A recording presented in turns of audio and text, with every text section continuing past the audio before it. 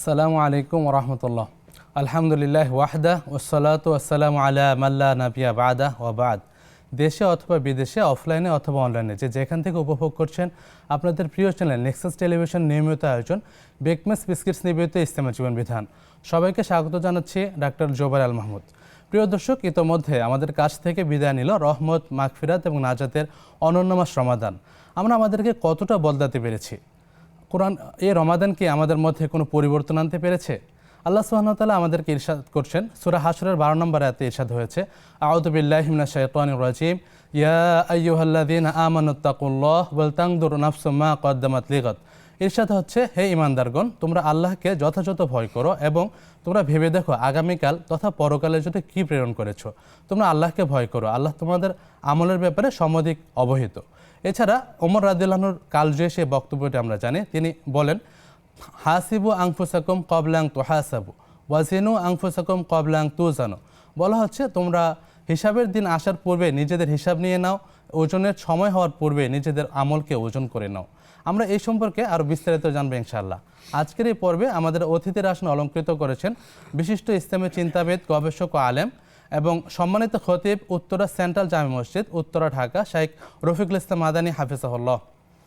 আসসালামু আলাইকুম রহমতুল্লাহি ওয়া বারাকাতুহু। ওয়ালাইকুম আসসালাম ওয়া রাহমাতুল্লাহি ওয়া বারাকাতুহু। শাইখ কেমন আছেন? জি আলহামদুলিল্লাহ, আপনি ভালো আছেন? আলহামদুলিল্লাহ। নেক্সাস পরিবারের পক্ষ থেকে আপনাকে স্বাগত জানাচ্ছি। ধন্যবাদ আপনাকে। প্রিয় দর্শক, আপনারাও সংযুক্ত হতে পারেন সোশ্যাল মিডিয়ায়। আমাদের Facebook page Nexus television Islamic, পেজটি লাইক করুন এবং ফলো করুন, পাশাপাশি সাবস্ক্রাইব করুন আমাদের YouTube channel Nexus television Islamic. চলুন না আমরা শাইখের কাছ থেকে আত্মসমালোচনা সম্পর্কে আরও কিছু শুনি। শাইখ, আজকে আমাদের আলোচনার বিষয় আত্মসমালোচনা। আমরা কতটুকু বদলালাম? আপনি যদি প্রথমে সহজ ভাষায় আত্মসমালোচনা বা মুহাসাবা কাকে বলে আমাদের জানাতেন। আলহামদুলিল্লাহ, ওয়াসসালাতু ওয়াসসালামু আলা রাসূলিল্লাহি ওয়া বাদ।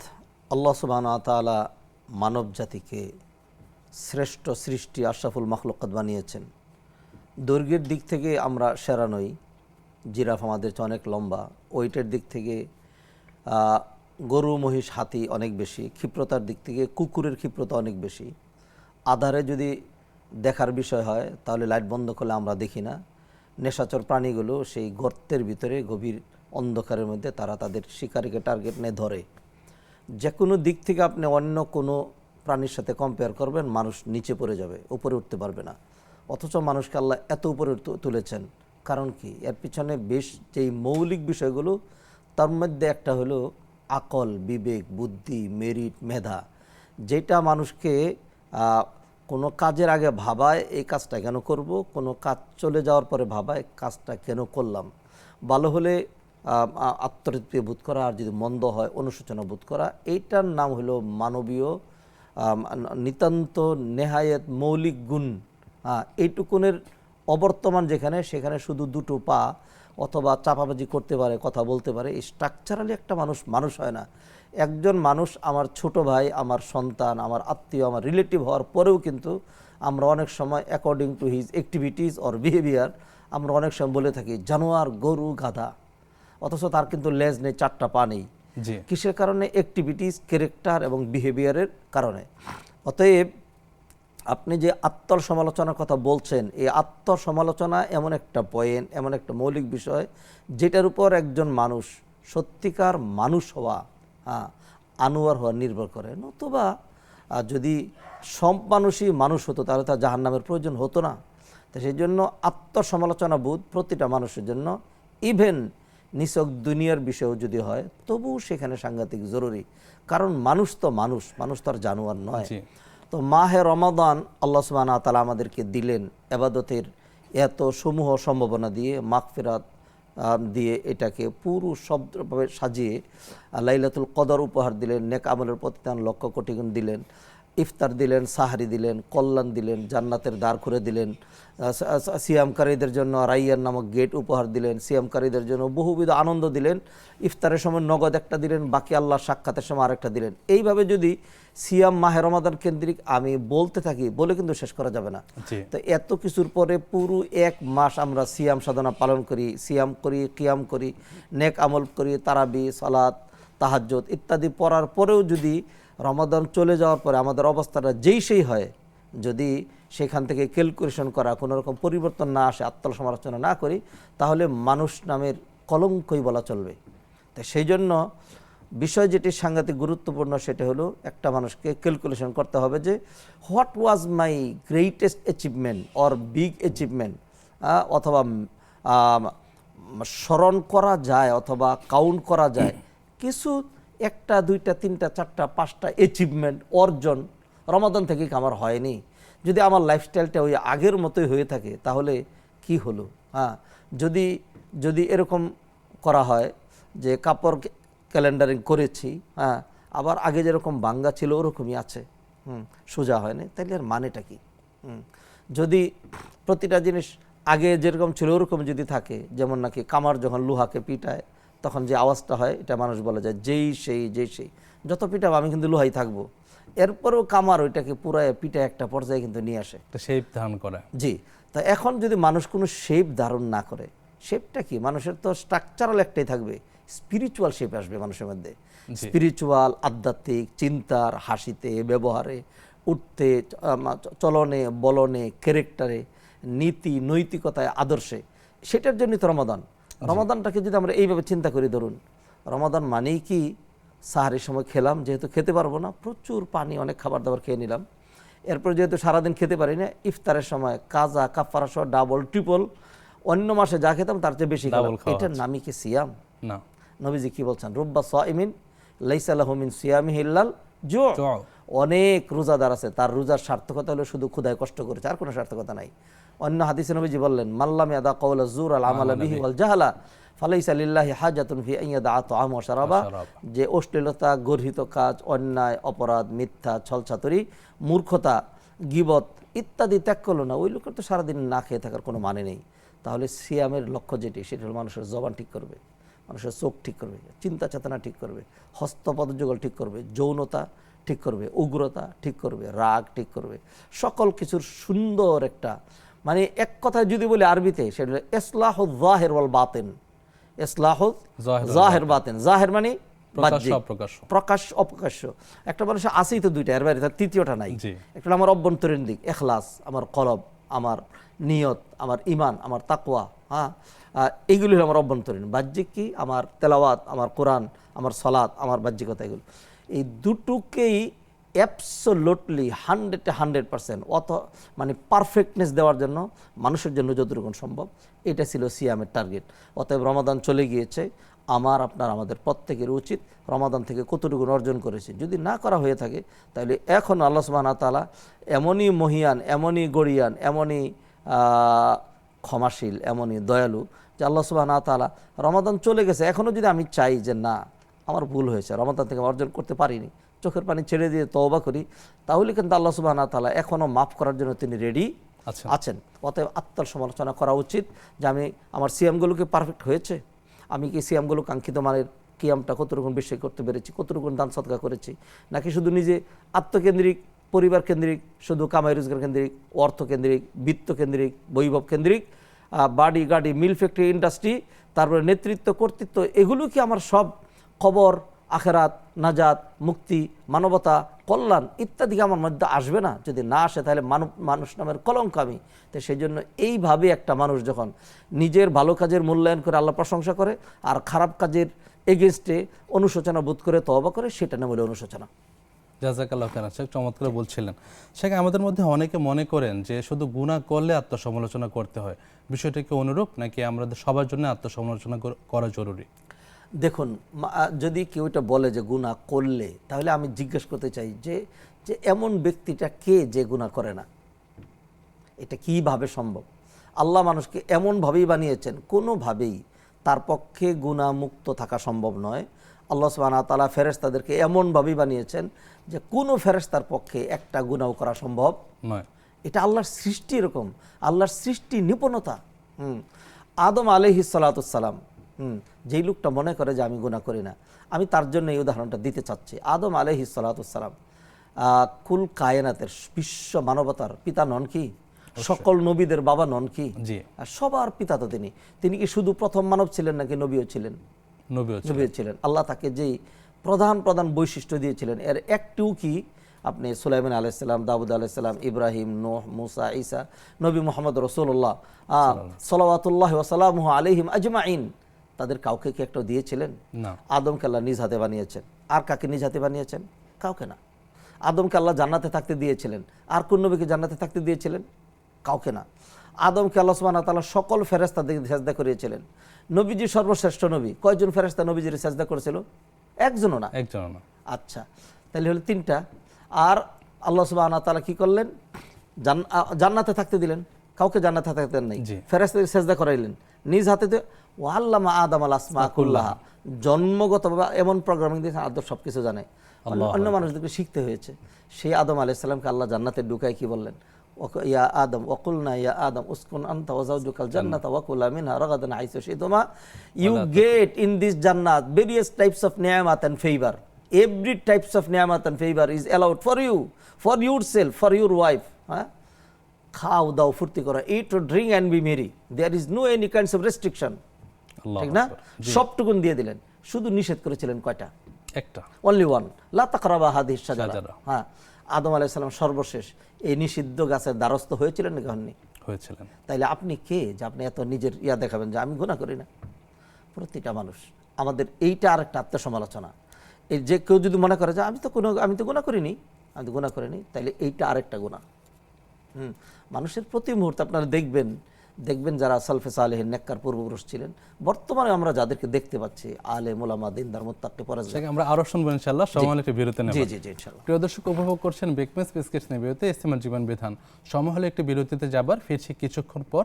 নেক্সাসের সাথেই থাকুন। আসসালামু আলাইকুম রাহমাতুল্লাহ। প্রিয় দর্শক, বিরতির পর আবারও স্বাগত জানাচ্ছি আপনাদের প্রিয় অনুষ্ঠান বেকমেস বিস্কিটস নিবেদিত ইসলামের জীবন বিধান। আজকের পর্বে অতিথির আসন অলঙ্কৃত করেছেন সম্মানিত শাইখ রফিকুল ইসলাম মাদানী হাফিজাহুল্লাহ।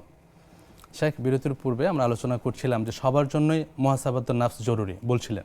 জি, তো দেখুন আদম আলাইহিস সালাতুস সালাম এত উঁচু আসনের, এত উঁচু মাকামের হয়ে একটা নিষিদ্ধ বস্তুস থেকে তিনি কিন্তু বিরত থাকতে পারেননি। আল্লাহ কিন্তু খুব শক্ত করে নিষেধ করেছিলেন। হ্যাঁ, শেষে আল্লাহ কিন্তু এরকম বলেছেন, আলাম আকুল্লাকুম ইন্না শাইতানা লাকুম আদুউম মুবিন। আদম, এই অবস্থা হলো কেন? আমি কি তোমাকে এবং তোমার স্ত্রীকে বলে দেইনি? সবকিছু ক্লিয়ার বলে দিয়েছি। হ্যাঁ, যে শয়তান তোমাদের প্রকাশ্য শত্রু। আদম তখন কি করলেন? রব্বানা যালামনা আনফুসানা ওয়া ইল্লাম তাগফির লানা, তওবা এটা হয়ে গেছে। মুসা আলাইহিস সালাম আদমকে একটা ধরা দিয়েছিলেন। রূহ জগতে আল্লাহ মুসা এবং আদমকে সামনাসামনি করে দিলেন। বললেন যে বাবজান, আল্লাহ এত নেয়ামত দেওয়ার পরে আপনার পেটটা ভরলো না? ওইটাই আপনার খাওয়ার দরকার হইলো? যদি আপনি ওই নিষিদ্ধ গাছের দ্বারস্থ না হতেন তাহলে তো আমাদের এই কঠিন অবস্থা হতো না। জি, আদম আলাইহিস সালাম কি জবাব দিলেন? তিনি বললেন, বাবা, তুমি আমাকে এমন একটা বিষয়ের জন্য নিন্দাবাদ করছো যেটি আমি করব বলে আল্লাহ সুবহানাহু ওয়া তাআলা আসমান জমিন সৃষ্টির 50,000 বছর আগে নির্ধারণ করে রেখেছেন। আল্লাহু আকবার। তো নির্ধারণটা কার? আল্লাহ সুবহানাহু ওয়া তাআলা। সেই জন্য আল্লাহ সুবহানাহু ওয়া তাআলা আদমকে নাম্বার দিলেন বেশি, মুসাকে নাম্বার দিলেন কম, আদমকে জিতাই দিলেন। আল্লাহ জানায় দিলেন যে দিস ইজ মাই প্ল্যান। আল্লাহ মানুষ কেমন করে সৃষ্টি করেছেন। অতএব আমরা যেটা দেখতে পাই যে নেককার মুত্তাকি পরহেজগার যারা নামাজি মসজিদ কেন্দ্রিক, এদেরকে দেখবেন সারাদিন রোজা রেখেছে, রাতে কিয়াম করে, এরপরে যখন বেহতেরের মোনাজাত হয়, দোয়া যখন হয়, হ্যাঁ, আল্লাহুম্মা হাদিনা ফিমান হাদাইত, আহারে মানুষের কান্নার রুল পড়ে যায়। কাবায় যখন দেখবেন যেই লোকগুলো হজ উমরা করছেন, হ্যাঁ, কষ্ট করে তোয়াফ করে সাই করে উমরা করে, এরপরে কি কান্নার রুল পড়ে যায়। হ্যাঁ, যারা পাপিষ্ঠ আসলেই, যারা প্রচণ্ড খারাপ, ক্যারেক্টারলেস, নৈতিকতাবিহীন, তারা তখন বলে, এরকম মনে করে যে আমরাই ভালো, ওরা কত খারাপ দেখছো। হ্যাঁ, মানে কত গুনাহ করছে, কি জানি করছে, কান্নাকাটি করছে। তো যারা গুনাহ করে, হ্যাঁ, তারা মনে করে যে আমি কি করেছি, এরকম একটা গোয়ার্তমি। আর যারা গুনাহ করে না, মানে বড় ধরনের জানা গুনাহ হয় না, তারা বলে যে আল্লাহ কত গুনাহ না জানি করেছি। সেই জন্য দেখবেন যখন ওলামায়ে কেরাম দোয়া করেন তখন কি বলেন যে আল্লাহ ইচ্ছায় অনিচ্ছায়, হ্যাঁ, শয়তানের ধোঁকায়, নফসের দুর্বলতায়, দুনিয়ার লোভ লালসায়, শিরিকি বাতিনি জাহেরি, হ্যাঁ, জাহেরি বাতিনি, শিরিকি বেদাতি, হ্যাঁ, শুরু শেষ যত রকম গুনাহ করছে, আল্লাহ কত গুনাহ। আল্লাহ গুনায় পা থেকে মাথা পর্যন্ত জর্জরিত, আল্লাহ জমিন থেকে আকাশ পর্যন্ত গুনাহ করে ফেলেছি। হ্যাঁ, তো এইভাবে যখন মানুষ গুনাহ করে তখন কি আল্লাহ রাগ করে যায়, তুই এত গুনাহ করলে কেন, তোরা মাফ করবো না? নাকি এই স্বীকৃতি দেওয়াটাই একটা কৃতিত্ব? এটা একটা কৃতিত্ব। অতএব গুনাহ আমরা সবাই করি, কিন্তু অনেকের অনুশোচনা আসে, অনেকের আসে না। সে মনে করে একটা আল্লাহর সামনে কেউ যদি এরকম মনে করে যে আমি কি গুনাহ করেছি, আমি তো গুনাহ করছি না, হ্যাঁ, এটা কিন্তু আরেকটা ধৃষ্টতা। এটা করা যাবে না। হ্যাঁ, এই কথা আমি বলি না যে জিনা করলেই, চুরি করলেই, মিথ্যা বললেই, নামাজ ছাড়লেই, পর্দা ভঙ্গ করলেই গিয়া আমার গুনাহ হলো তখন তওবা করব, এটি না।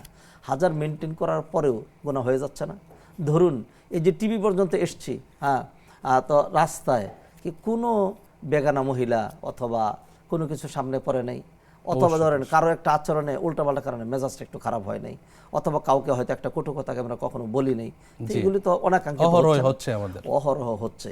ফজরের সলাতটা যেভাবে পড়া দরকার ছিল, ফজরের 2 রাকাত সলাত যে পড়লাম, এই 2 রাকাত সলাতের মধ্যে আপনার মনটা আমার মনটা একেবারে শুরু থেকে শেষ পর্যন্ত সলাতের ভিতরেই ছিল নাকি বাইরেও গিয়েছিল? বাইরে তো যাই আমাদের সারাক্ষণ। জীবনে কোনো দিনই আমি এই আলোচনাটা করি যে আমার জীবনে কোনো দিন, হ্যাঁ, এবং এমন লোক আমি পাইতে চাই, আজও পাই নাই, যে জীবনে 2 রাকাত সালাত, have you performed any types of 2 রাকাত সালাত অনলি ইন ইউর লাইফ, যেই সালাতের মধ্যে একটা সেকেন্ডের জন্য আপনার মন অ্যাবসেন্ট হয় নাই? পেরেছি? কি ইবাদত করলাম? ইবাদত ত্রুটিযুক্ত আমাদের, নিঃসন্দেহে। কোরআন তেলাওয়াত ত্রুটিযুক্ত, সালাত ত্রুটিযুক্ত, হিজাব ত্রুটিযুক্ত, বিহেভিয়ার ত্রুটিযুক্ত। অতএব আমাদের এইটাই মূল্যায়ন যে আমাদের অহরহ গুনাহ হচ্ছে। সেই জন্যই আমাদেরকে সবসময় আত্মার সমালোচনা, তওবা, আল্লাহর কাছে ক্ষমা চাওয়া লাগবে।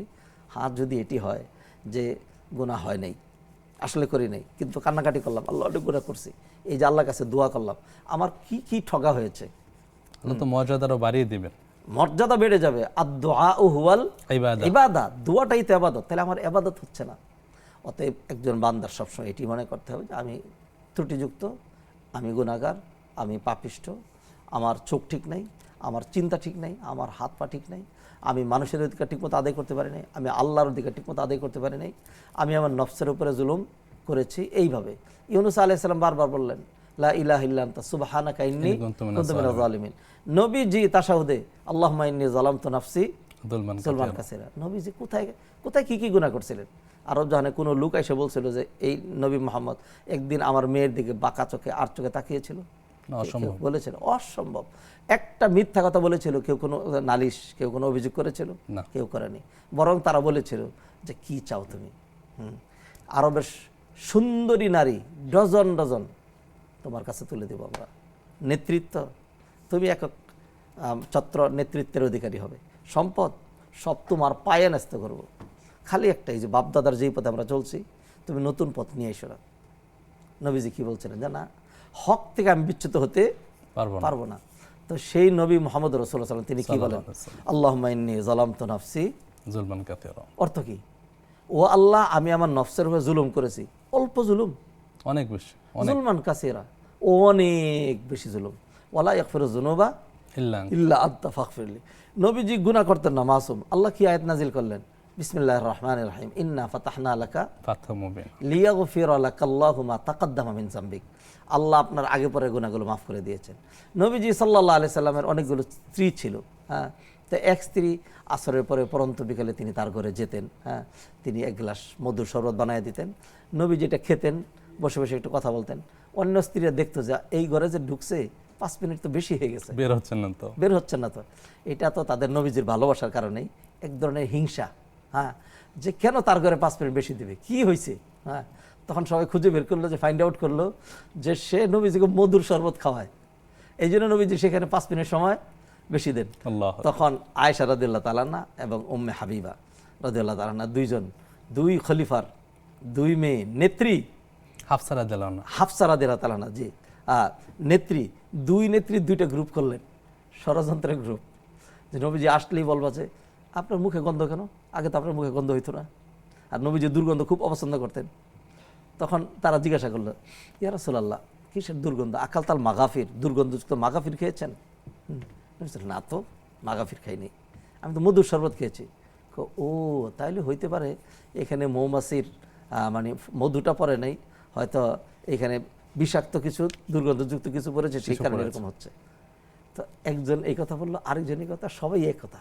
তখন নবীজি মনে করলেন, আয় আল্লাহ, তাহলে মনে হয় আসলেই এটা ছিল ষড়যন্ত্র, মধুর স্বর। এরপরের দিন নবী যখন ওই ঘরে গেলেন, ওই নবীজির ওই স্ত্রী, আমাদের সম্মানিত মাতা, এক গ্লাস শরবত বানিয়ে দিলেন। নবীজি সাল্লাল্লাহু আলাইহি ওয়াসাল্লাম বলেন যে থাক, আমি আজ থেকে তুমি আর কষ্টটা করো না, আমি আর মধুর শরবতটা খাবো না। স্ত্রীর মনে অনেক কষ্ট হলো, আহারে আমার স্বামী এত কষ্ট করে খেতেন, মজা করে খেতেন, আমি কষ্ট করে বানিয়ে দিতাম, একটা আত্মতৃপ্তি বোধ করতাম, এটা তিনি আর খাবেন না। সাথে সাথে আল্লাহ সুবহানাহু ওয়া তাআলা জিবরিলকে পাঠিয়ে দিলেন, আয়াত নাজিল করলেন, ইয়া আইয়ুহান নবী লিমা তুহাররিমু মা আহাল্লাল্লাহু লাক তাবতাগি মারদাত আজওয়াজিক। স্ত্রীদেরকে খুশি করার জন্য মধুর শরবত খাওয়া বাদ দিলেন আপনি। আল্লাহু আকবার। এরপর আল্লাহ কি বললেন, আল্লাহু গফুরুর গফুর রাহিম। রাহিম। তাই নবীজি যদি মধুর শরবত না খান, ধরেন কথার কথা আমি দুধ খাবো না, কি কি গুনাহ হবে? কোনো গুনাহ আছে? আমি ভাত খাবো না, একজন মুরগি খায় না, আরেকজন গরু গোশত খায় না, পছন্দ নাই থাকতে পারে, এক একজন এক একটা খায় না, জি। কি গুনাহ আছে এটা? না, অসুবিধা গুনাহ নাই। হারামটা খেলে গুনাহ, জি। হালালটা না খেলে তো কি নেই, গুনাহ নেই। গুনাহ নাই। নবীজি মধুর শরবত খাবেন না, গুনাহ আছে? না। আল্লাহ কি বলেন, আল্লাহু গফুর রাহিম। এই যে হালালটা না খাওয়ার যে প্রত্যয় আপনি চিন্তা করলেন, হ্যাঁ, এইটাও আপনার জন্য গুনার কাজ। আল্লাহ। যাক, আল্লাহ মাফ করে দিলেন, মধুর খাওয়ার শরবত খাওয়া শুরু করে দেন। সুবহানাল্লাহ। তা নবীজি সাল্লাল্লাহু আলাইহি সাল্লাম, আল্লাহ তাকে ক্ষমা করছেন আর তিনি আল্লাহর কাছে ক্ষমা চাচ্ছেন। তাই সেই জন্য বললেন, এই ধৃষ্টতাপূর্ণ ব্যক্তিটা কে যে মনে করে আমি কোনো গুনাহ করি না। জাযাকাল্লাহু খাইরান শেখ। আমরা অত্যন্ত গুরুত্বপূর্ণ বিষয়ে আলোচনা শুনছিলাম শেখ। আমাদের হাজারো ব্যস্ততার মধ্যে আমরা মুহাসাবাতুন নাফস বা আত্মসমালোচনার জন্য সময় কিভাবে বের করতে পারি, বা আমাদের রুটিনটা কিরকম হওয়া উচিত? খুব সুন্দর, চমৎকার প্রশ্ন করেছেন। আল্লাহ সুবহানাহু ওয়া তাআলা আত্মসমালোচনা, মুহাসাবাতুন নাফস অথবা তওবা, এটাকে এত সহজ করেছেন যে এটার জন্য আমার দিকে দেখেন, কিবলামুখী হওয়া লাগে না, জি, ওয়াক্ত হওয়া লাগে না, ওযু করা লাগে না, হুজুর ডাকা লাগে না, দোয়া পড়া লাগে না, প্রস্তুতি, এগুলো বাহ্যিক কিছুই লাগে না। সেকেন্ডকে 10 ভাগে ভাগ করে 1 ভাগ নেন, ততক্ষণই হয়ে যায়। কারণ হলো মুহাসাবা, তওবা, অনুশোচনা, আত্মসমালোচনা, যাই বলেন না কেন, not related with our eyes, with our hands, with our tongues, related with our heart. এটা কলবের সাথে সম্পৃক্ত। কল্প খুব দ্রুতগামী। আপনার কল্পটা এখন কাবা ঘরে পাঠান দেখি পারেন কিনা? সেকেন্ডে চলে গেছে, জি, ঠিক না? কতক্ষণ লাগে? ফ্লাইটে যদি যেতে চাইতেন 8-10 ঘন্টা সময় তো লাগতো, ঠিক না? তো আল্লাহ সুবহানাহু ওয়া তাআলা এরকম করেছেন। ধরেন আমি ঘুমোতে গিয়েছি, কিসের সময় লাগবে আত্মসমালোচনার জন্য? আপনি ঘুমাইতে গেলে শোন না, জি, হ্যাঁ, ডান কাতে শুইলেন, এবার মনে মনে একটু ভাবেন, আরে আমি কেন তাকে একটা গালি দিলাম? মনে মনে এখন যেটা বলছি এটা তো সময় লাগে, জি। মনে মনে যখন আমরা ভাবছি, নিজের 24টা ঘন্টা 12টা ঘন্টা সকাল দুপুর বিকাল যখন এটাকে নিয়ে আসছি, এনে ভালো কাজ হলে আলহামদুলিল্লাহ, আল্লাহ আমাকে আজকে এই ভালো কাজটা করেছেন, আগামীকাল আরও বেশি করব। আজকে খারাপ কাজটা হয়ে গেছে, প্রতিজ্ঞা আমার আগামীকাল আর করবো না, আল্লাহর কাছে ক্ষমা চাচ্ছে, আল্লাহ এটা বলেছেন ক্ষমা করে দেন। হ্যাঁ, এটাই তো আত্মসমালোচনা। হ্যাঁ, এইভাবেই তো হয়, এটাই তো তওবা। সেই জন্য বলছি, তওবার জন্য আরেকটা বলি, তওবার জন্য টাকা লাগে না, জি, পয়সা লাগে না, অজু লাগে না, ওয়াক্ত লাগে না, কিবলামুখী হওয়া লাগে না, শায়েক ডাকা লাগে না, দোয়া দুরূদ পড়া লাগে না, কিচ্ছু লাগে না। এর চাইতে easy task you can never imagine any easy task, হ্যাঁ, মোর দেন মুহাসাবা। জাযাকাল্লাহু খাইরান শেখ। সময় হলো আরেকটা বিরতিতে যাবার। প্রিয় দর্শক, উপভোগ করছেন বেকমেন্স বিস্কিটস নিবেদিত ইসলামী জীবন বিধান। সময় হলো আরেকটি বিরতিতে যাবার, ফিরছি কিছুক্ষণ পর, আমাদের সাথেই থাকুন। আসসালামু আলাইকুম রহমতুল্লাহ। প্রিয় দর্শক, আবারও স্বাগত জানাচ্ছি আপনাদের প্রিয় অনুষ্ঠান ইসলামী জীবন বিধানে। নিবেদন করছে বেকমেন্স বিস্কিটস। আমাদের সাথে আছেন শেখ ডক্টর রফিকুল ইসলাম মাদানী হাফিজাহুল্লাহ। আলোচনা করছি আত্মসমালোচনা আমরা কি বদলালাম এ সম্পর্কে। শেখ, আবারও স্বাগত জানাচ্ছি। আমাদের অনেকে শেখ নিজেকে পরিবর্তনের চেষ্টা করেন কিন্তু সফল হন না। এর পিছনে কি কি ত্রুটি বিচ্যুতি থাকতে পারে বলে আপনার মনে হয়? কেউ পরিবর্তনের চেষ্টা করে সফল হয় না, এই কথাটা আমি ডাইরেক্ট অ্যাবসলিউটলি নিচ্ছি না। আচ্ছা, একজন যে ট্রাই করলেন, এইটাই তার একটা সফলতা। এই ট্রাই করতে করতে, ধরুন আমি আপনি যতই চেষ্টা করব, 1000 চেষ্টা করে সফল হয়ে ফেরেশতা হয়ে যেতে পারবো? সম্ভব না। নিষ্পাপ হয়ে যেতে পারবো? সম্ভব না। আমাদের যে কাজটা তওবা করা, আত্মসমালোচনা করা, এইভাবে আমাদের কন্টিনিউ করে, এটা কতদিন পর্যন্ত? ও আবুদ রাব্বাকা হাত্তা ইয়াতিয়াকাল ইয়াকিন। হ্যাঁ, অনেকে প্রশ্ন করেন, শেখ সালাতে মন এদিক সেদিক চলে যায়। আমি যেদিন মন এদিক সেদিক যাবে না, সালাতের ভিতরেই থাকবে, সেদিন মনে করবেন আপনার ঈমানটাই চলে গেছে। বলেন কি শেখ? হ্যাঁ, এটা আমি বলি নেই, আলী ইবনে আবি তালিব রাদিয়াল্লাহু তাআলা বলেছেন যে দুটো ঘর, একটাতে মালামাল আছে আর একটাতে নাই, সুর কোনটায় ডুববে? মালামাল যেটাতে মালামাল আছে। তা যার ঈমান আছে, হ্যাঁ, সে যখন সালাত আদায় করবে, শয়তান তারা ডিস্টার্ব করবেই। আর যখন ঈমান থাকবে না, শয়তান তাকে ডিস্টার্ব করবে না।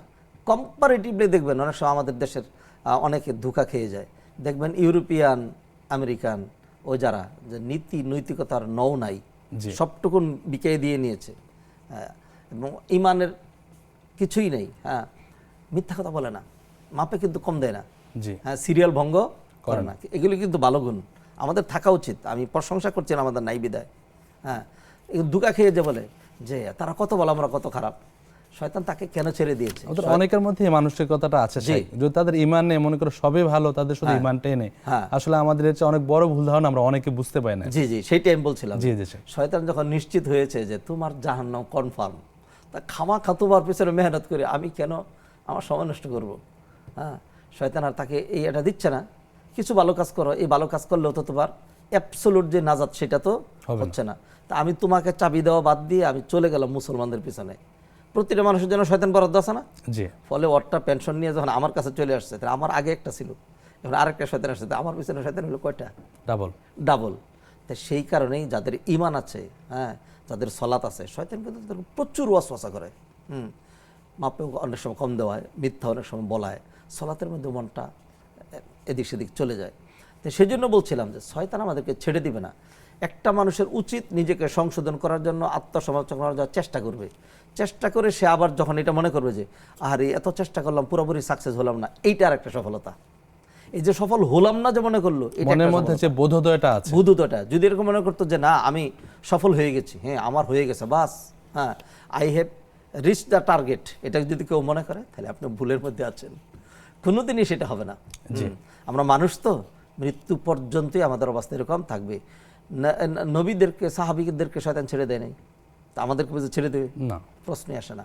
তো সেই জন্য সফলতা এক একজনের এক এক রকম সংজ্ঞায় মূল্যায়ন করা। তো প্রথম সফলতা হলো তিনি যে চেষ্টা করেছেন, দ্বিতীয়ত এটা থেকে ওভারকাম করে যদি জীবনের অনেকগুলো লেকিং যেটা ছিল সেটা যদি ধীরে ধীরে কমাইতে পারেন, এটা আরেকটা সফলতা।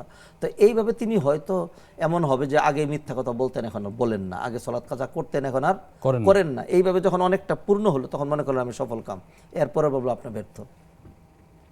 মানে আমার কথাগুলো কিন্তু ভাবতে হবে, এটা এরকম না যে আমি খালি একটা কিচ্ছা কাহিনী বলে দিলাম।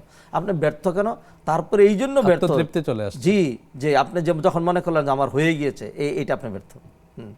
অথবা আরেক অর্থে ব্যর্থ, সেটা হলো আসলে যেমন হওয়া দরকার ছিল তেমন কি হয়েছে না, তা তো হয়নি। কেন হলো না?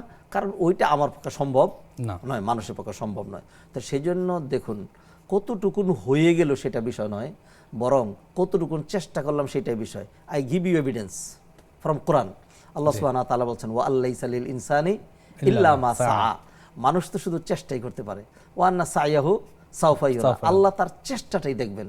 সুম্মা ইজজাহুল জাযা আলাউফা, এরপর প্রতিদান আসবে আল্লাহর পক্ষ থেকে। আরবিতে প্রবাদে বলা হয় সাইয়ু মিন্না ওয়াল ইতমামু মিনাল্লাহ, I can try my best but to have result অথবা benefit always come from Allah সুবহানাহু ওয়া তাআলা। তাই সেই জন্য আমরা যে চেষ্টা করলাম, অনুষ্ঠান বোধ করলাম, আত্মতৃপ্তি, আবার মনে করলাম যে আহারে রমাদান চলে গেছে কিছুই হয় নাই, আল্লাহ এইবার রমাদান পারিনি, আবার আগামী রমজানে বললাম আল্লাহ এইবার রমাদানে পারলাম না, একবার রমজান দিন, এরকম করতে করতে যদি মারা যায় এটার নামই সফলতা। চমৎকার একটা বিষয় শেখ অবতারণা করেছেন। আমরা রমাদান যে পার করলাম শেখ, রমাদানের শিক্ষাটা বছরব্যাপী আমরা কিভাবে কাজে লাগাতে পারি, যদি আলোচনা বিষয়গুলো চলে আসছে আবার যদি একটু রিক্যাপ করেন। দেখুন রমাদান 30 দিন, একটা মাস। হ্যাঁ, যারা সেনাবাহিনীর বড় বড় র্যাঙ্কে অফিসারে যারা যায় অথবা যারা সেনাবাহিনীর চাকরিতে যায়, এদের একটা ট্রেনিং পিরিয়ড আছে। ট্রেনিং পিরিয়ড তাকে শেখানো হয় যে টার্গেট নিয়ে এইখানে গুলি ছোড়ো, এইটা করো, এমনি করতে হয়, এর এমনি স্ক্রোলিং করে এমনি যেতে হয়, হ্যাঁ এইভাবে করে বিভিন্ন কত রকম ট্রেনিং যে আছে, মানে বাঁশ বেয়ে উপরে ওঠা, হাই জাম্প করা, পানির ভিতর দিয়ে থাকা, ঠান্ডার মধ্যে গরমের মধ্যে, বহুবিধ আছে না, আমরা তো কিছু জানিও না। হ্যাঁ, তো এই এত ট্রেনিং দিয়ে তাকে পুশ দেওয়া হলো, বেতন দেওয়া হচ্ছে, রেশন দেওয়া হচ্ছে। যখন নাকি দরকার তখন কি তিনি বলেন যে আমি তো গুলি চালাইতে পারবো না, হ্যাঁ আমি তো ট্রেনিং দিয়েছিলাম যে তখন, এখন তার আমি সেটা পারবো না, তাহলে তাকে চাকরিতে রাখা হবে? কখনোই না। পুরো 30টা দিন ট্রেনিং দেওয়া হয়েছে যে হালাল জিনিস তা থেকেও তোমাকে দূরে রাখা হয়েছে, এখন তুমি হারাম থেকে দূরে থাকতে পারবে না। হ্যাঁ, তো কিসের জন্য? রমাদানের 1 মাসের যে ট্রেনিং, হ্যাঁ নেক ট্রেনিং, এটা বাকি 11 মাসের জন্য, পুরো জীবনের জন্য। অতএব সেটাকে যদি ধরে রাখা যায়, তার ফলটা যদি বাকি 11 মাস পাওয়া যায়, তাইলে মনে করতে হবে যে আমার ফাস্টিং, আমার সিয়াম, আমার কিয়াম, আমার রমাদান, আমি সাকসেস, আর যদি এটা হয় যে রমাদান চলে গেল, হ্যাঁ এই দিক দিয়ে চলে গেল রমাদান, ওই দিক দিয়ে চলে আসলো শয়তান, হ্যাঁ তাহলে তো যেই কোনো লাভ হলো না, যেই লাভ সেই ক্ষতি। বরং আমি যদি একটা ক্লু দিই আপনাকে, একটা বিষয় দিই, তাহলে এটা মনে হয় আমাদের দর্শক শ্রোতারা যারা দেখছেন এটা খুব সহজে বুঝবেন। ধরুন একটা উদাহরণ দিচ্ছি, একটা লোক আমাকে মেরে ফেলার জন্য অনেক প্ল্যান তার, আমাকে যে কোনো জায়গায় পেলে মেরে ফেলবে, অথবা মারবে, অথবা আমার ক্ষতি করবে, হাত ভেঙে ফেলবে, চোট করে ফেলবে, মাস্তান ডাকাত, খুবই খারাপ মানুষ। এই লোকটাকে পুলিশে ধরে জেলে ঢুকায় রাখছে, জেলের ভিতরে। এখন যখন ওই আমার শত্রুটা জেলের ভিতরে, জি তখন আমি মোটামুটি নিরাপদ না, জি নিরাপদ, বাজারে যাচ্ছি, এখানে যাচ্ছি, সেখানে যাচ্ছি, নির্বিঘ্নে আমি চলাফেরা করতে করছি। পারছি। আর যদি জানি যে গতকালকে তার বেল হয়ে গিয়েছে, হ্যাঁ ছাড়া পেয়ে গিয়েছে, শত্রুটা আবার বাইরে চলে এসছে, তাহলে আগে যেইভাবে চলতাম এখন কি ওইভাবে চলবো নাকি একটু সাবধানে? সাবধানতা বাড়বে আমাদের। সাবধানে বাড়বে। রমাদান যখন ঢুকেছিল আল্লাহ সুবহানাহু ওয়া তাআলা তখন আমাদের যে সবচেয়ে বড় শত্রুটা, জি সেটাকে কি করেছিলেন? বন্দি রেখেছিলেন, বন্দি করে দিয়েছিলেন, জেলখানায় ঢুকিয়ে দিয়েছিলেন। নবীজি বললেন যখন মাহে রমাদান আসে তখন আল্লাহ সুবহানাহু ওয়া তাআলা কি করেন? তুফতাহু ফি আবওয়াবুল জিনান, জান্নাতের দ্বারগুলো খুলে দেওয়া হয়। আর তুগলাকু ফি আবওয়াবুন নিরান ওয়া তুসাফফাদু ফিহি মারাদাতুশ শায়াতিন, বড় বড় শয়তানগুলোকে আটকে দেওয়া হয়। আর যখন ঈদের চাঁদ উঠে গেল তখন ছেড়ে দেওয়া হয়। দেখেন না গুনার গাড়িটা, গুনাহ ঈদের দিন থেকে শুরু হয়, পাপের গাড়িটা কি বিদ্যুৎ বেগে দৌড় দেয়। নাউযুবিল্লাহ। তো সেই জন্য আমি যে কথাটা বলবো যে দর্শক শ্রোতা আমার প্রাণের ভাই ও বোনেরা, কথাগুলো হৃদয় থেকে শ্রবণ করার চেষ্টা করবেন, কল্যাণ হবে আপনার আমার, আমাদের সবার। শয়তানকে বন্দি রাখা হয়েছিল বিদায় খুব নির্বিঘ্নে জামাতের সাথে সালাত আদায় করেছি, মিথ্যা কথা বলি নাই, মসজিদ ছাড়ি নাই। হ্যাঁ, আর যখন শয়তান ছাড়া পেয়ে যাচ্ছে এখন আপনাকে একটু বেশি কষ্ট করে আপনাকে এগুলো মেনটেন করা লাগবে। মন চাবে না তবু মসজিদে যেতে হবে, হ্যাঁ মনে চাবে খারাপটা, তবু সেখানে কষা মানে কন্ট্রোল করতে হবে, শক্ত ব্রেক করতে হবে। তো এইভাবে মানুষ যদি এই উদাহরণটা মনে রাখে যে শয়তান আমাদের শত্রু, রমাদানে জেলখানার ভিতরে ছিল, স্বাধীনভাবে চলেছি, এবার ছাড়া পেয়ে গিয়েছে, এখন আমাকে সচেতনতা বেশি অবলম্বন করতে হবে, তাহলেই তার পক্ষে শয়তানের ধোঁকা থেকে বাকি 11 মাস যেটা ট্রেনিংটা বাস্তবায়ন করা এবং হকের উপরে টিকে থাকা, তাহলেই সম্ভব হবে ইনশাআল্লাহ। ইনশাআল্লাহ, আল্লাহ সুবহানাহু ওয়া তাআলা সহজ করে দিন। শেখ, আমরা যদি ইন্ডিভিজুয়াল ইবাদতের ক্ষেত্রে আসি, আমরা রমাদানটা সিয়াম কিয়ামে কাটিয়েছি, তো এই বিষয়টা জারি কিভাবে রাখতে পারি বছরব্যাপী? সিয়ামের সিলসিলা অথবা কিয়াম বা অন্যান্য বিষয় সহজভাবে কিভাবে করা যেতে পারে? দেখুন, রমাদান যেহেতু ইবাদতের মৌসুম, তো এই সময় আবার জান্নাতের দরজাও খুলে দেওয়া হয়, শয়তানকে আটকে দেওয়া হয়, ফলে এটা শুধু মানে যারা রমাদান কেন্দ্রিক মসজিদে আসেন অথবা একটু বেশি ইবাদত করেন শুধু তাদের কথা বলছি না, এটা আলেম ওলামা, দিনদার, মুত্তাকি, পরেজগার সবাই তো রমাদানে একটু বেশি করে। জি। তো রমাদানে বেশি করা এটা স্বাভাবিক, কিন্তু রমাদান চলে যাওয়ার পর কিছু মৌলিক বিষয় আছে, সেটা লাগবে নাকি লাগবে না? অবশ্যই লাগবে। লাগবে। যখন বিয়ের দাওয়াত হয়, খুব ভালো আয়োজন হয়, তখন হয়তো আমরা একটু বেশি খাই, হ্যাঁ ভালোটা খাচ্ছি, এটা খাচ্ছি, সেটা খাচ্ছি। কিন্তু যখন কোনো কিছুর দাওয়াত না, এমনি দুপুরে খাওয়া, তখনও হালকা কিছু খেতে হয় নাকি হয় না? খেতে হয়, অবশ্যই খেতে হয়। তাহলে রমাদানে বেশি করেছি, রমাদান চলে যাওয়ার পর সবটা তো ছেড়ে দেওয়ার কোনো উপায় নেই। যেমন ধরুন আমরা এখন এখানে অনুষ্ঠান করছি, বাসায় যখন চলে যাব মাথার ক্যাপটা খুলে ফেলবো, গায়ের জুব্বাটা খুলে ফেলবো, ঠিক না? সকল কাপড় কি খুলে ফেলা যাবে? না, যাবে না। তাহলে মৌলিক কিছু থাকতে হবে, লাগবে। তাইলে রমাদান চলে যাওয়ার পরে আপনি হয়তো তারাবিটা পড়লেন না, একটানা 30 দিন রোজা রাখলেন না, কিন্তু কিছু বিষয় আছে। চমৎকার আলোচনা শুনছিলাম, সময় হলো আরেকটি বিরতিতে যাবার। প্রিয় দর্শক, উপভোগ করছেন ব্রেকমেন্স পিসকিস নিবেদিত ইসলামের জীবন বিধান। চমৎকার আলোচনা শুনছিলাম, আলোচনার বাকি অংশ শুনবো আরেকটি বিরতির পর, আমাদের সাথেই থাকুন। আসসালামু আলাইকুম রহমতুল্লাহ। প্রিয় দর্শক, বিরতির পর আবারও স্বাগত জানাচ্ছি আপনাদের প্রিয় অনুষ্ঠান ইসলামের জীবন বিধানে। নিবেদন করছে ব্রেকমেন্স বিস্কিটস। আমাদের সাথে আছেন ডক্টর রফিকুল ইসলাম মাদানী, হাফিজাহুল্লাহ। শেখ, বিরতির পর আবারও স্বাগত জানাচ্ছি। আমরা বিরতির পূর্বে আলোচনা করছিলাম যে রমাদানের যে শিক্ষাটা আমরা প্রতিটা ইবাদতে কিভাবে সারা বছর ব্যাপী করতে পারি। আল্লাহ সুবহানাহু ওয়া তাআলা আমাদেরকে রমাদানের শিক্ষা ধরে রাখার তৌফিক এনায়েত করেন। রমাদান চলে গেলে সকল কিছু বন্ধ হয়ে যায় না। নবীজি সাল্লাল্লাহু আলাইহি ওয়াসাল্লাম আমাদেরকে বললেন যে মান সামা রমাদান সুম্মা আতবাহু বিসিত্তিন মিন শাওয়াল ফাকান্নামা সামাদ দাহরা কুল্লা। যে ব্যক্তি রমাদানের 30টা সিয়াম পালন করলো, এক মাসে একটানা একদিনও গ্যাপ ছাড়া, শাওয়াল মাসে গ্যাপ দিয়ে 6টা রোজা রাখতে পারবে না? অনেক বেশি ফজিলত। তাইলে কি হবে? সারা বছর সিয়ামের, এই সিয়ামের ধারাটা ধরে রাখতে হবে। এরপরে আসবে আমাদের সামনে ওই কি বলে কিয়ামুল লাইল, না আশুরার জি, সিয়াম আসবে, ইয়াউমে আরাফার সিয়াম আসবে, তারপরে হলো সপ্তাহের সোমবার জি। অথবা বৃহস্পতিবার, আইয়ামে আইয়ামুল বীজ। বীজ, এইগুলো মাঝে মধ্যে আমরা কিছু সিয়াম যদি পালন করি, এটা একটা ভালো অভ্যাস। নবী যে হাদিসে বলছেন আস-সাওমু জুন্নাতুন ইস্তাজিন্নু বিহাল আবদু মিনান নার, রোজা হলো এমন একটা অব্যর্থ ডাল, যে ডাল দিয়ে একজন মানুষ তার নিজেকে জাহান্নাম থেকে আত্মরক্ষা করতে পারে। আল্লাহু সিয়ামটা ধরে রাখা উচিত। রমাদানে আমরা অনেক প্রতিযোগিতা করেছি, রমাদান চলে যাওয়ার পরে অন্তত 5 ওয়াক্ত সালাত জামাতের সাথে আর কিছু কিয়ামুল লাইল ধরে রাখা উচিত, জি। দান সদকা করা উচিত। রমাদান ছিল একটা মূলত একটা ট্রেনিং পিরিয়ড, মানুষকে 30 দিন একটানা যেভাবে পেরেছি, এটাকে যদি অল্প অল্প করে আমরা ধরে রাখি, হ্যাঁ, তাহলে কিন্তু একটা অভ্যাস হয়ে যাবে। আপনি দেখুন, আমরা যারা সলাতে মোটামুটি অভ্যস্ত, যারা সলাত আদায় করেন, ধরুন মাগরিবের সলাত তিনি গাড়ি থামাইতে পারছেন না, জ্যামের মধ্যে আটকে আছেন, পড়ার সুযোগ পাচ্ছেন না, মসজিদে ঢুকতে পারছেন না, এমনি আধা ঘন্টা 40 মিনিট চলে যাচ্ছে, এই লোকটা আর কোনোভাবেই তার মনের ভিতরে শান্তি পায় না, অস্থির হয়ে যায় না? ছটফট করে সবসময়। কারণ তার এটা একটা অভ্যাস হয়ে গিয়েছে। তা আমরা যদি এই কাজগুলোকে মানে নিজের মধ্যে অস্থি মজ্জায় নিজের অভ্যাসের সাথে এটাকে মিলিয়ে নেই, তাহলে এই কাজটা করতেই আমাদের কাছে ভালো লাগবে, না করলে আমাদের খারাপ লাগবে। আল্লাহর কাছে যদি আমরা তৌফিক চাই যে আল্লাহ রমাদান চলে গিয়েছে, আপনি রমাদানের পরে আমাদেরকে তৌফিক এনায়েত করেন, তাহলে নিশ্চয়ই আমরা এই কাজগুলো পারবো ইনশাল্লাহ। আগের মতো বেশি হয়তো পারবো না, অল্প করলেও খারাপ নয়।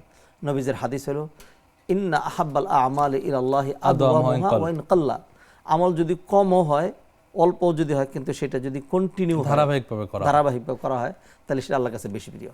আল্লাহ সুবহানাহু ওয়া তাআলা সবাইকে তৌফিক দান করুন। শেখ, আজকে আলোচনা করছিলাম আমরা আত্মসমালোচনা নিয়ে। যদি আমরা এই বিষয়টি নিয়ে কমই আলোচনা করে থাকি, আমরা সবসময় পরের সমালোচনা নিয়ে ব্যস্ত থাকি, তো এর ভয়াবহতাটা কীরূপ, এ থেকে বাঁচার উপায়গুলো যদি একটু বলতেন।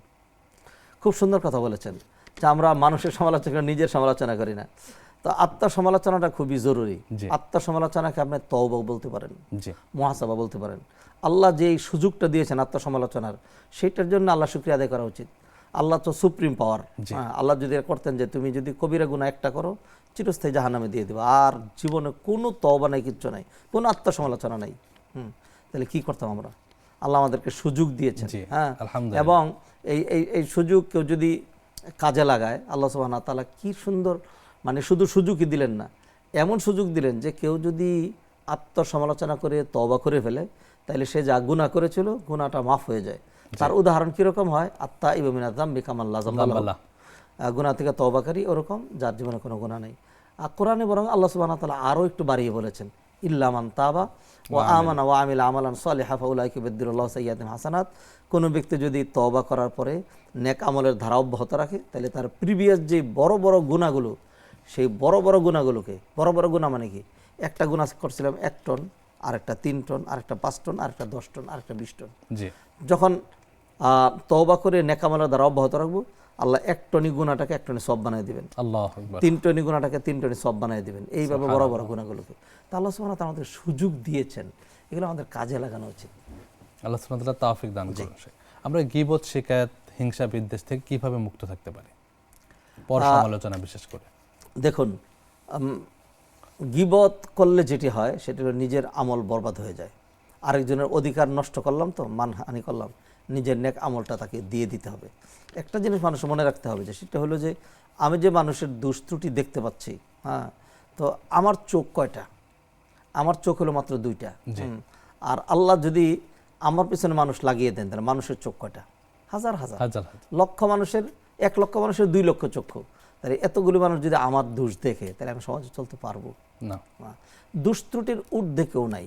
সেই জন্য যেটি করা লাগবে সেটা হলো, আমারও কিছু পজিটিভ নেগেটিভ আছে, আমার পজিটিভটাকে আমি ছোট দেখবো, নেগেটিভটাকে বড় দেখবো। আপনার কিছু পজিটিভ নেগেটিভ আছে, আপনার নেগেটিভটাকে আমি ছোট করে দেখবো, পজিটিভটাকে আমি বড় করে দেখবো।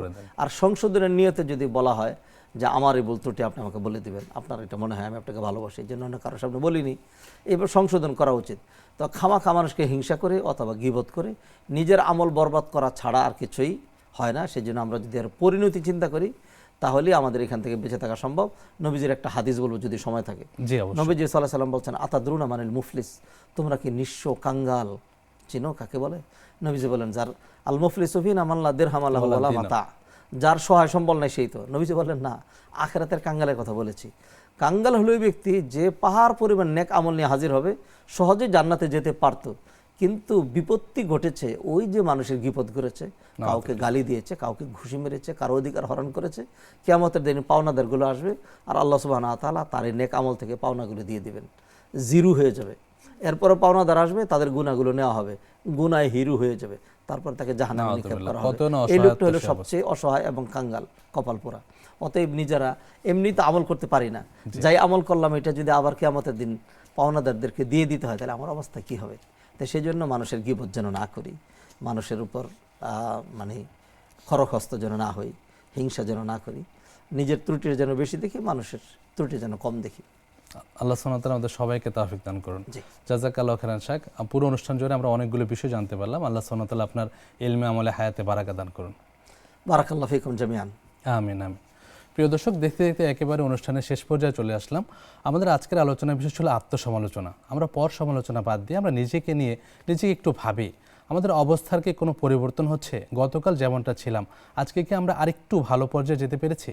আমরা সবসময় নিজেকে নিয়ে ভাববো, কেননা আমাদের একার হিসেবটা কিন্তু আল্লাহ সুবহানাহু ওয়া তাআলার নিকট আমাদের একাকে দিতে হবে। ওই দিন আমাদের আত্মীয় স্বজনের পরিচয় থাকবে না, ভাই বোন স্ত্রী সবাই একে অপরকে দেখে পালিয়ে যেতে থাকবে। আমরা আল্লাহ সুবহানাহু ওয়া তাআলার নিকট বেশি বেশি দোয়া করবো, আল্লাহ সুবহানাহু ওয়া তাআলা যেন আমাদের হিসাবটা সহজ করে দেন। আর আমরা রাসূলুল্লাহ সাল্লাল্লাহু আলাইহি ওয়াসাল্লামের শিখিয়ে দিয়ে একটা দোয়া করতে পারি, আল্লাহুম্মা হাসিবনি হিসাবান ইয়াসিরা, হে আল্লাহ আপনি আমার হিসাবটাকে সহজ করে দেন। আল্লাহ সুবহানাহু ওয়া তাআলা আপনাদের সবাইকে সুস্থ রাখুন, নিরাপদ রাখুন, ঈমান এবং আমলের সাথে রাখুন, এবং ঈদের এই সময়টাকে এবং বাকি জীবন কোরআন এবং সুন্নাহ অনুযায়ী চলার তৌফিক দান করুন। এই প্রত্যাশায় আজকের মতো এখানেই শেষ করছি। আল্লাহুম্মা সাল্লি ওয়া সাল্লিম আলা নাবিয়িনা মুহাম্মদ, সুবহানাকা আল্লাহুম্মা বিহামদিক, আশহাদু আল্লা ইলাহা ইল্লা আনতা, আস্তাগফিরুকা ওয়া আতুবু ইলাইক। আসসালামু আলাইকুম ওয়া রাহমাতুল্লাহি ওয়া বারাকাতুহু।